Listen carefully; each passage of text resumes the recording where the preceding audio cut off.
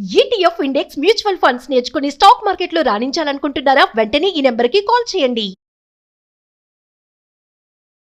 నమస్తే, welcome to Suman TV. నేను మీ ప్రేమ్. ఇవాళ మనతో ఉన్నారు స్టాక్ మార్కెట్ అనలిస్ట్ సుందరామ్ రెడ్డి గారు. సార్ అడిగి లేటెస్ట్ అప్డేట్స్ అంటే తెలుసుకుందాం. సార్ నమస్తే. సార్ నమస్తే అండి. Sir, Tirumala temple is one of the wealthiest temple in the world అంటారు కదా సార్. పర్ యానం తీసుకుంటే ఎంత మార్కెట్ జనరేట్ చేస్తుంది సార్? తిరుమల తిరుపతి స్థానంకు వాళ్ళ ఓన్ బోర్డు అని టీటీడీ బోర్డు రన్ చేస్తుంది అనమాట అది. So it's independent organization control by the minister of the temples అనమాట. అంటే సీఎం ఉంటాడు, సీఎం కింద దేవాదాయ శాఖ మంత్రి ఉంటాడు, వాళ్ళ కింద ఇండిపెండెంట్ టెంపుల్స్ ఉంటాయి. ఈచ్ టెంపుల్కి ఒక బోర్డు ఉంటుంది అనమాట. అట్లా టీటీడీ వాళ్ళు రన్ చేసుకుంటారు ఆ బోర్డులో. Total budget circle almost 3,500 crores అండి. టోటల్ బడ్జెట్ ఫర్ యానం 3,500 అనమాట. అందులో ఒక 1,000 కోట్ల వరకు కూడా అచ్చం భక్తులు డొనేట్ చేసిన మనీ ద్వారా వస్తాయి అనమాట. 1,000 కోట్లు అంటే సంవత్సరానికి బడ్జెట్ 3,500 కోట్లు ఖర్చు పెడతారు వాళ్ళు. ఇన్కమ్ అంత ఉంటుంది టెంపుల్కి. మొత్తం ఆస్తులు చూసుకుంటే దేవుడివి 2.5 lakh crore అండి. 2.5 lakhs crore అంటే దాన్ని ఒక స్టాక్ మార్కెట్లో ఒక లిస్టెడ్ కంపెనీకి వచ్చుకుంటే లార్జ్ క్యాప్ అంతనమాట. లార్జ్ క్యాప్ అంటే టాప్ 10th కంపెనీ అంత అవుద్ది అది స్టాక్ మార్కెట్ లిస్ట్ చేస్తే. అంత పెద్ద అసెట్స్ ఉన్న దేవుడు అనమాట ఆయన. దేవదేవుడు. ప్రపంచంలోనే వెల్తెస్ట్ టెంపుల్స్తో పోల్చుకున్న నెంబర్ 1లో ఉంటుంది తిరుపతి. ఒక్క గోల్డ్ డిపాజిట్సే 10 టన్నులు అండి తిరుపతిదే. గోల్డ్ డిపాజిట్ చేసిన అమౌంటే 10 టన్నులు గోల్డ్ ఓవరాల్గా అంటారు. దేవుడి దగ్గర మొత్తం డిపాజిట్స్లో ఉన్నది. గోల్డ్ ఆర్నమెంట్స్ లెక్కేసుకున్నాం అనుకోండి 2.5 tons. అంటే గ్రాముల లెక్క కాదండి, సెవెరీ లెక్క కాదండి, కేజీల లెక్క కాదండి, టన్నులు. అందుకే ఆయన దేవదేవుడు అన్నాడు. కొన్ని దశాబ్దాల పాటు హిందూ రాజులు మొత్తం పర్టికులర్గా కృష్ణదేవరాయల టైంలో అయితే ఆయన వచ్చినప్పుడల్లా 7 వారాల నగలు అట్లా ఇచ్చేసి వెళ్ళిపోయేవాళ్ళు. అంతగా రాజులు నిరంతరం ఆయన దర్శించుకొని అంత సబ్మిట్ వెళ్ళిపోయారు అనమాట. అండ్ క్యాష్ రిజర్వ్ అయితే 16,000 కోట్లు అండి cash reserve. Okay. And real estate అయితే 960 ప్రాపర్టీలు ఉంది ఎంటైర్ ఇండియాలో. ఒక టెంపుల్ ఉన్న ప్లేస్ కాకుండా బయట అయితే 7,000 ఎకరాలు ఉందండి దగ్గర. ఆ గుడే 7 కొండలు మొత్తం ఆయనదే, ఆయన ఓన్ ప్రాపర్టీ. అది కాకుండా బయట చెన్నై, హైదరాబాద్ ఇలాంటి ప్లేసులు మొత్తం చూసుకున్నాం అనుకోండి, మొత్తం 7,100 ఎకరాస్ ఉన్నాయన్నమాట. మొత్తం 960 ప్రాపర్టీస్ ఉన్నాయి త్రూ అవుట్ ద ఇండియాలో. ఓకే. మొత్తం చూస్తే 2.5 lakhs crore టోటల్ ఆస్తులు ఆయనవి. 2.5 lakh crore అనమాట. 1933 తర్వాత మన రీసెంట్గానే మళ్ళీ వాల్యుయేషన్ లెక్కేశారనమాట. ఆ లేటెస్ట్ వాల్యుయేషన్ ప్రకారం 2.5 lakh crore. అచ్చం గోల్డ్ డిపాజిట్స్ వచ్చేకల్లా 10 టన్నులు. ఆయన మెళ్ళ వేసుకున్న ఆర్నమెంట్స్ వరకు విడిగా ఉంటాయి. అవి అంతవరకు చూసుకుంటే ఆల్మోస్ట్ 2.5 tons. క్యాష్ రిజర్వ్ చూసుకుంటే కనుక 16,000 కోట్లు అనమాట. సో బడ్జెట్ మొత్తం 3,500 crores దాకా ఖర్చు పెడతారనమాట. వన్ ఆఫ్ ది వెల్తెస్ట్ సిటీ అండి. ఆయన దేవదేవుడు, ఆయనకి మనీ అనేది పెద్దది ఏం కాదు. మనం రీసెంట్గా తీసుకున్నామంటే ఇప్పుడు ఆల్మోస్ట్ లడ్డులో ఏమేమో జరుగుతుంది అనేసి టాక్స్ వస్తుంది కదా సార్ బయట. లడ్డులో కల్తీ కలిసిందని చెప్పేసి నడుస్తుందండి. అది కల్తీ కలిసిన మాట నిజమే అని చెప్పేసి సాక్షాత్తు టెంపుల్లో ఒప్పుకున్నారు. అయితే చరిత్రలో ఇప్పటి వరకు గుడిలో వాళ్ళు వాడే ఈ స్పైసెస్ కావచ్చు, కార్డమన్స్ కావచ్చు, లేకపోతే గీ కావచ్చు, ప్రాపర్గా టెస్ట్కి పంపించడం అంటూ ఏం లేదండి చరిత్రలో. వాళ్ళ ఓన్ టెస్ట్ ల్యాబ్ లేదు టెస్ట్ చేసుకోవడం కోసం. లేకపోతే బయట వాళ్ళ దగ్గర పోయి ఏదన్నా కల్తీ కలిసిందా లడ్డులో కలిసే ఇంగ్రీడియంట్స్లో కల్తీ అని ఉందా టెస్ట్ చేయడం కూడా ఇప్పటిదాకా ఏం లేదు, ఇప్పటివరకు జరగలేదు. అయితే వెరీ రీసెంట్గా మొన్న టెస్ట్కి పంపించారనమాట. టెస్ట్కి పంపించినప్పుడు అందులో కల్తీ కలిసిందని వచ్చిందనమాట. యాక్చువల్గా ఒక నెయ్యి యొక్క క్వాలిటీని S5 ఫ్యాక్టర్ అంటారు అనమాట. అది కనీసం 95 నుంచి 100 మధ్య ఉండాలి. అది 20 ఉంది అక్కడ. అంటే క్లియర్గా కల్తీ కలిసినట్టు ప్రూవ్ అయిందనమాట. రెండోది ఏంటంటే ఆయిల్లో గీలో 99.9 మిల్క్ ఫ్యాట్స్ మాత్రమే ఉంటాయి, ఇంకేం ఉండవు. 99.9 అంటే లిటర్లీ 100కి 100% మిల్క్ ఫ్యాట్సే ఉంటాయి, ఇంకేం ఉండడానికి లేదు. ఆ మిగతా 0.05 కూడా ఏంటంటే తేమ శాతం ఉంటుంది అంతే. ఓకే. అందుకని అది 100% మిల్క్ ఫ్యాట్ మాత్రమే ఉండాలి. అయితే దీంట్లో పామలివ్ ఆయిల్స్ కలిసినాయి, ఆ టెస్టింగ్లో బయటకు వచ్చిందనమాట.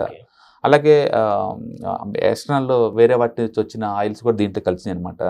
అది బయట వాళ్ళు చెప్పడం ఏంటంటే ఫిష్ లివర్ ఆయిల్ ఒకటి, రెండోది పంది సంబంధించిన ఆయిల్ అని చెప్తున్నారు. అది మేబీ 0.001 అలా కలిసి ఉండొచ్చు. మొత్తానికైతే ఇంప్యూరిటీ నెయ్యితోటి లడ్డూలు తయారు చేశారనమాట. అదైతే గ్యారెంటీ అయిపోయింది.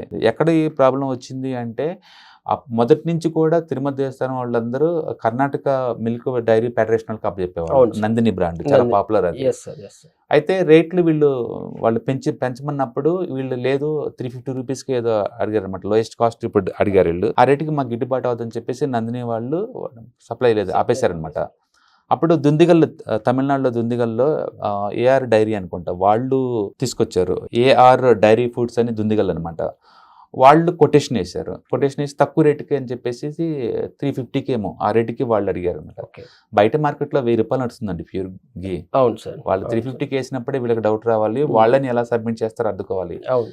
అది దేవుడి కార్యం కాబట్టి చారిటీ వర్క్ లాగా అనుకోవాలి తప్ప దాంట్లో ప్రాఫిటబిలిటీ చూసుకోకూడదు వీళ్ళైనా సరే. సో ఇప్పుడు కల్తీ కలిసింది, అది క్లియర్ అయిపోయింది. ఇప్పుడు ఈ పాపానికి ఎవరు రెస్పాన్సిబుల్ అంటే ఏఆర్ డైరీ వాళ్ళు తీసుకుంటారా, ఎందుకంటే వాళ్ళే కలిసి పంపించారు కాబట్టి, లేదా వాటిని రిక్రూట్ చేసిన తిరుమల తిరుపతిస్థానం బోర్డు మెంబర్స్ ఉంటారు 20 మెంబర్స్, ఆ బోర్డు తీసుకుంటుందా, లేదా బోర్డు చైర్మన్ తీసుకోవాలా, లేకపోతే ఆ బోర్డుని కాన్స్టిట్యూషన్ చేయడానికి పర్మిషన్ ఇచ్చిన దేవాదాయ శాఖ మంత్రి ఆయన తీసుకోవాలా, లేకపోతే ఆయన రిక్రూట్ చేసిన ఓల్డ్ సీఎం ఉన్నాడు ఆయన తీసుకోవాలనేది మనం చూడాలి. ఇందులో ఎవరిని బలిదానం చేస్తారని చూడాలి. మొత్తానికైతే అది క్షమించరాని పాపం ఉండేది. ఎందుకంటే అది దేవుడు, అది బేసికల్గా ఎక్కడున్నా మీరు చేయొచ్చు కదా తప్ప దేవుడి దగ్గర ఇలాంటి పనులు చేయకూడదు. రెండోది నాన్ వెజ్ సంబంధించిన సింటమ్స్ ఉండకూడదు. అది వెజిటేరియన్ చాలా మంది బ్రాహ్మిన్స్ వాళ్ళు వెల్లుల్లి తీసుకోరు, స్మెల్ వస్తుంది కదా అని చెప్పేసి అంత ప్యూరిటీ మెయింటైన్ చేస్తారు కొంతమంది అనమాట. ఈవెన్ ఆ లడ్డును కూడా దేవుని ప్రసాదంగా అంతే, అవును, దేవుని సమానంగా చూస్తారు. అలాంటి వాటిలో అంటే తెలిసో తెలియకో తప్పు జరిగింది. అండ్ ఆ తప్పుకి ఖచ్చితంగా పరిహారం ఎంతకంత ఉంటుంది. అది 1 year ఉంటుందా, 10 years ఉంటుందా, లేదా కొన్ని తరాలు మురారి సినిమాలో చూపించినట్టు తరతరానికి ఆ శాపం తగిలి చూసావా అలా తగులుకుంటూ పోతుంది అనేది దేవదేవుడు ఆయనే చూసుకుంటాడు. నెక్స్ట్ ఫ్యూచర్లో ఇలాంటి రిపీట్ అవ్వకుండా అండ్ క్వాలిటీ టెస్టింగ్ సెంటర్స్ పెట్టుకుంటే ఈ గొడవ ఉండదు. రెండోది తిరుపతి వాళ్ళకి ఆల్రెడీ గోశాలలు చాలా మెయింటైన్ చేస్తున్నారండి, వాళ్ళే ప్రొడ్యూస్ చేసుకోవచ్చు బయట ఇచ్చే బదులు. లేదు అంటే బయట ఇచ్చినప్పుడేమో వాళ్ళు ఓన్ ఇంత బల్క్లో కొంటున్నప్పుడు ఆయిల్ని అండ్ వాళ్ళే ల్యాబ్లా పెట్టుకొని టెస్టింగ్ చేసుకుంటే గొడవ ఉండేది కాదు. కాకపోతే చరిత్రలో ఇంతవరకు వాళ్ళు ఎప్పుడు టెస్టింగ్ పంపించింది లేదు, టెస్ట్ చేసింది కూడా లేదు. అందరు కంప్లైంట్ చేస్తూనే ఉన్నారు గత 5 ఏళ్ల నుంచి. అది నిలవంటలేదు, 3 రోజుల కన్నా ఎక్కువ నిలవంటలేదు, స్మెల్ వస్తుంది ఇలా అన్నప్పుడే. మొత్తానికైతే తిరుపతి దేవస్థానం యూనిక్నెస్ ఏంటంటే దేవుడు ఆ లడ్డుని కూడా అక్కడ దాకా బాకిందనమాట. అవినీతి అనేది కావచ్చు, లేకపోతే ఈ పాపాలని కావచ్చు. ఇట్స్ టూ మచ్, అందులో డౌట్ లేదు. అందులో మాట్లాడడానికి ఏముందండి. సో దీనికి నెక్స్ట్ ఏం జరుగుతుంది, దీని సొల్యూషన్ ఏంటి అంతే అలాగే. ఇప్పుడు ఆ సిచ్యువేషన్కి గవర్నమెంట్ ఎంతవరకు యాక్షన్ తీసుకోవచ్చు, అసలు జనాలు ఎలా రిసీవ్ చేసుకుంటారు సార్ దీన్ని? బేసికల్గా అంటే గవర్నమెంట్ అంటే ఆల్రెడీ దాన్ని ఫైండ్ అవుట్ చేసింది కాబట్టి నెక్స్ట్ వీళ్ళు వెండర్స్ ఎవరైతే ఉన్నారో గీ సప్లై చేసేవాళ్ళు వీళ్ళు కల్తీ కలపకుండా నెక్స్ట్ వాళ్ళు చర్యలు తీసుకుంటారండి. And maybe every month lab samples అలా పంపించేసి అది శాంపిల్ కలెక్ట్ చేస్తూ ఉండొచ్చు. అండ్ ఇష్యూ జరిగింది కాబట్టి న్యాచురల్గా హిందువుల మనోభావాలు దెబ్బతిన్నాయి కాబట్టి అందరూ డిసాటిస్ఫై ఉంటారు. ఎవరే ఇలాంటి వాటిని ఎంకరేజ్ చేస్తారండి, ఎవరు చేయరు. అందులో తిరుమల అంటే డెఫినెట్గా అందరూ ఒక ఇదిలాగా చూస్తారు. Not only Indians, even foreigners వచ్చినా కూడా కంపల్సరీ ఇండియాకి వస్తే కంపల్సరీ అవుట్ ఆఫ్ 100 people's లో 70 people తిరుమలకి వెళ్తా ఉంటారు, విజిట్ చేస్తూ ఉంటారు. కాకపోతే మిగతా వాళ్ళతో పోల్చుకుంటే ఈ హిందువులు ఏంటంటే కొంచెం సాఫ్ట్ నేచర్ వీళ్ళది.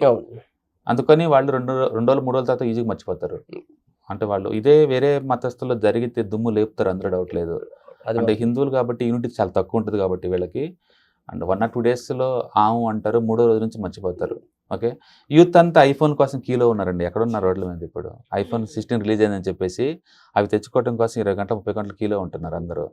అందుకని ఇలాంటి మతత్వమైన వాటికి ఎంతవరకు అంటే 1 or 2 days మాట్లాడతారు, తర్వాత సైలెంట్గా ఉంటారు. అందుకని ఇష్యూ ఫైండ్ అవుట్ చేశారు అంటే గవర్నమెంట్ దానికి రిజాల్వ్ చేస్తుంది అంతవరకు. కాకపోతే ఇష్యూ పొలిటికల్గా వెళ్తుంది కాబట్టి ఇంకా వాళ్ళు దుమ్మెత్తి పోసుకుంటూ ఉంటారు, మేము చేయలేదని వాళ్ళు చేశారని. అవన్నీ మామూలే. మనం యాక్చువల్గా ఈ పాలిటిక్స్ గురించి, మతం గురించి, ఈ కులాల గురించి మాట్లాడుకోకూడదు. ఓన్లీ ఫైనాన్షియల్ ఫ్రీడమ్ గురించి, స్టాక్స్ గురించి, ఇన్సూరెన్స్ గురించి, ట్యాక్సేషన్ గురించి మనం ఏదైతే ఎక్స్పర్టైజ్ ఉన్నామో ఆ సబ్జెక్ట్లో మాట్లాడుకోవడం బెటర్ అనమాట. ఇవన్నీ ఏంటంటే మనకు ఆ ఏరియాలో అంత అథెంటికేషన్ ఉండదు, అంటే ఏం జరుగుతుందో మనకు తెలియదు.